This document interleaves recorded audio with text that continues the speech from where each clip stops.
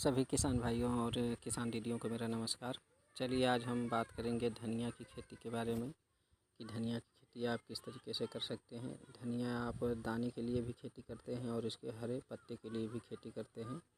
तो कौन सी वैरायटी पत्ते के लिए सही है, कौन सी वैरायटी आपका दाने के लिए सही है, तो पूरी जानकारी आपको इस वीडियो में मिलने वाला है। तो आप वीडियो पर लास्ट तक बने रहें और तभी आपको समझ में आ जाएगा। तो इसके अगर हम धनिया की बुआई के समय की बात करें कि धनिया किस समय बोना चाहिए, खेत में किस समय इसको लगाना चाहिए, तो रबी के सीज़न में बात करें तो रबी के सीज़न में आपको 1 अक्टूबर से 10 दिसंबर के बीच आपको लगा देना चाहिए धनिया।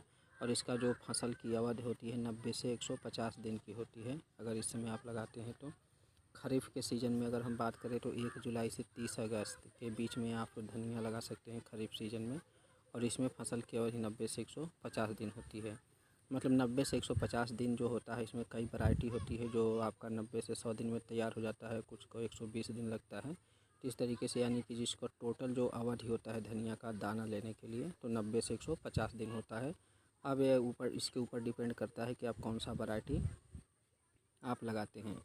तो इस हिसाब से अगर हम तापमान, मिट्टी की तैयारी व खेत की जुताई की बात करें तो आपको यहाँ पे धनिया की फसल के लिए बलुई दोमट या रेतीली दोमट मिट्टी का चयन करना चाहिए। बलुई दोमट मिट्टी बहुत ही उपयुक्त होता है और जिस खेत का चयन करें उसमें जल निकास की उचित व्यवस्था भी होनी चाहिए। फसल के लिए चयन की गई भूमि का जो पीएच का मान होता है 6 से 8 के बीच में होना चाहिए। तो पीएच का मान आप तभी पता कर पाएंगे जब आप अपने खेत के मिट्टी की जांच करवाते हैं, तभी आपको पता चलता है कि पीएच का क्या मान है। तो आप साल में एक बार कम से कम मिट्टी की जांच अवश्य कराएं। रबी के फसल की कटाई के बाद यानी गेहूं की कटाई के बाद यानी अप्रैल मई में आप करा सकते हैं मिट्टी की जांच। सबसे पहले मिट्टी पलटने वाले हल से खेत की एक बार अच्छे से जुताई कर दें ताकि जो खरपतवार हैं वो नीचे दब जाएं, नष्ट हो जाएं और जो उसमें हानिकारक जो जीवाणु हैं वो ऊपर आ जाएं, जिससे वो धूप की वजह से नष्ट हो जाएं। तो गहरी जुताई बहुत ही ज़रूरी होता है। देसी हल या कल्टीवेटर से आपको 1-2 बार और गहरी जुताई करवानी चाहिए। उसके बाद 1 एकड़ खेत में आपको 100 से 120 कुंटल गोबर का सड़ा हुआ खाद और 2.5 किलो ट्राइकोडर्मा खेत की तैयारी के समय डाल दिया जाता है। ट्राइकोडर्मा डालने से आपका जो होता है भूमि का भी शोधन हो जाता है, भूमि का भी उपचार हो जाता है, जिसमें जो फंगीसाइड की जो बीमारियाँ होती हैं, जो मिट्टी जनित बीमारी होती है वो आपका ख़त्म हो जाता है। तो आपका ये फ़ायदा हो जाता है। इसलिए 10 टन आप गोबर का सड़ा हुआ खाद और 1 एकड़ में 2.5 किलोग्राम ट्राइकोडर्मा डाल के आप खेत की तैयारी कर सकते हैं। खाद डालने के बाद खेत की एक बार मिट्टी पलटने वाले हल से जुताई करके उसको पाटा लगा दें। खेत में आपको कल्टीवेटर भी करना चाहिए। तो ये सब करने के बाद अब जब आपका खेत बुआई के लिए तैयार हो जाता है तब जाके आप इसमें बुआई करके अच्छा उत्पादन प्राप्त कर सकते हैं। बीज की मात्रा की बात करें तो धनिया 1 एकड़ खेत में अगर आप लगाना चाहते हैं तो उसके लिए आपको 8 से 10 किलोग्राम बीज की आवश्यकता होती है। जो इसमें वैरायटी है, उन्नत किस्में हैं, उसमें है हिसार भूमित है, यह 100 से 120 दिन में तैयार हो जाता है। यह प्रतिरोधक किस्म का यह बीज होता है आपका।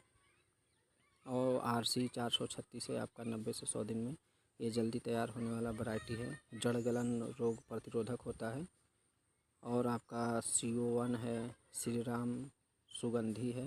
यह 30 से 35 दिन में अगर आप पत्तों के लिए खेती करना चाहते हैं तो श्री राम सुगंधी जो होता है 30 से 35 दिन में पत्तों की तुड़ाई आप कर सकते हैं।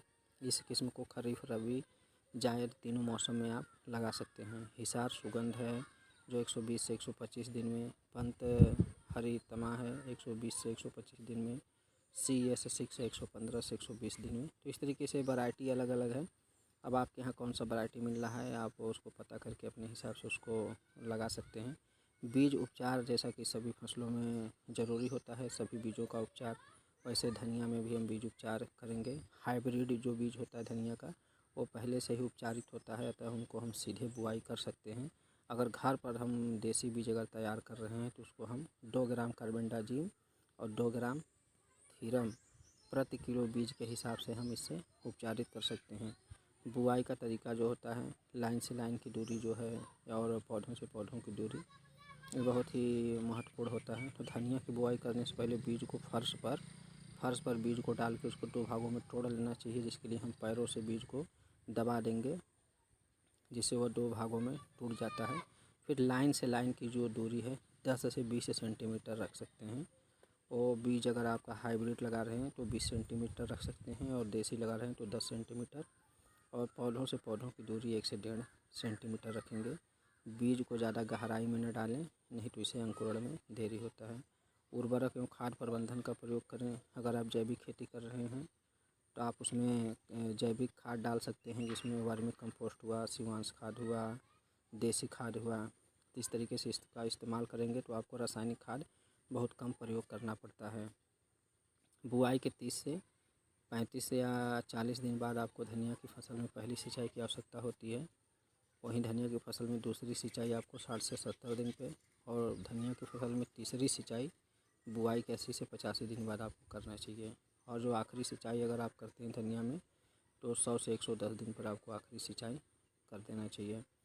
बुआई के समय धनिया की फसल बुआई के समय 1 एकड़ खेत में आपको 25 kilogram urea, 30 kilogram DAP, 50 kilogram potash, 10 kilogram carbofuran और 2.5 किलोग्राम आपको ट्राइकोडर्मा, जो आपको मिट्टी जनित रोगों से, फफूंद संबंधी रोगों से बचाता है।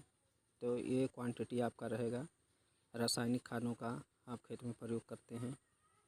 बुआई के 20 से 25 दिन बाद आप जो धनिया की फसल उसमें NPK, जो नाइट्रोजन, फास्फोरस और पोटेशियम का जो एक कॉम्बिनेशन होता है 19-19 का, तो आपको बुआई के 20 से 25 दिन बाद 75 ग्राम को प्रति 15 लीटर पानी में, यानी आपको 5 ग्राम प्रति लीटर पानी के हिसाब से आपको इसमें स्प्रे करना चाहिए 20 से 25 दिन बाद NPK का।